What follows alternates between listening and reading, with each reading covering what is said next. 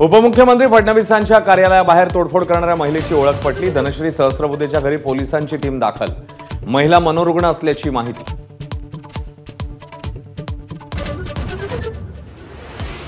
एखादी बहीण उद्विग्न झाली असेल तर कारण समजून घेऊ, व्यथा दूर करू। कुणी जाणीवपूर्वक केलं असेल तर तेही समजून घेऊ। फडणवीसांची तोडफोडीवर प्रतिक्रिया।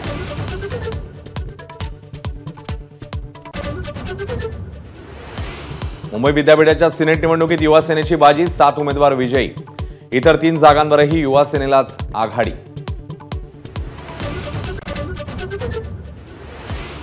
केंद्रीय निवडणूक आयोग मुख्य सचिवांवर नाराज। 3 वेळा पत्र पाठवूनही निवडणूक पूर्व बदल्यांचा अहवाल न दिल्यानं संताप।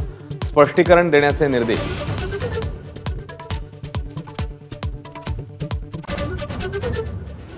पोलीस महासंचालक रश्मी शुक्लांना हटवण्याची काँग्रेस शिष्टमंडळाची केंद्रीय निवडणूक आयोगाकडे मागणी, तर शिंदे गटाकडून निवडणुका एकाच टप्प्यात घेण्याची मागणी।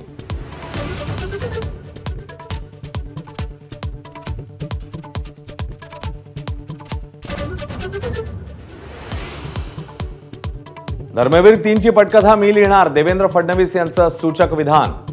त्यांनी औरंगजेबावर चित्रपट काढावा, राऊतांची टीका। तर राऊतांवर दलाल नंबर 1 चित्रपट यावा, संजय शिरसाट यांची टीका।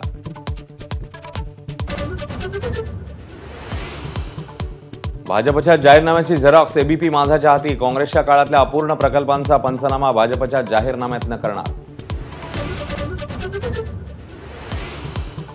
अजितदादांच्या राष्ट्रवादीतला अंतर्गत वाद चव्हाट्यावर। राजन पाटील यांची सहकार परिषदेवर नियुक्ती, तर नाराज उमेश पाटील राजीनामा देण्याच्या तयारी।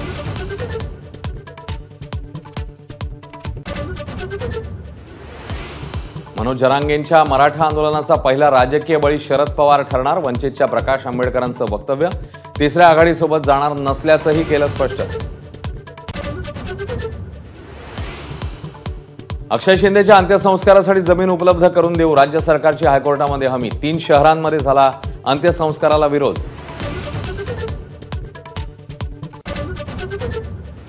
पुणे मेट्रो सुरू करण्यासाठी मविया नेत्यांचं ठिय्या आंदोलन। मोदींच्या हस्ते रविवारी उद्घाटन। शिंदे फडणवीस करणार मेट्रोनी प्रवास।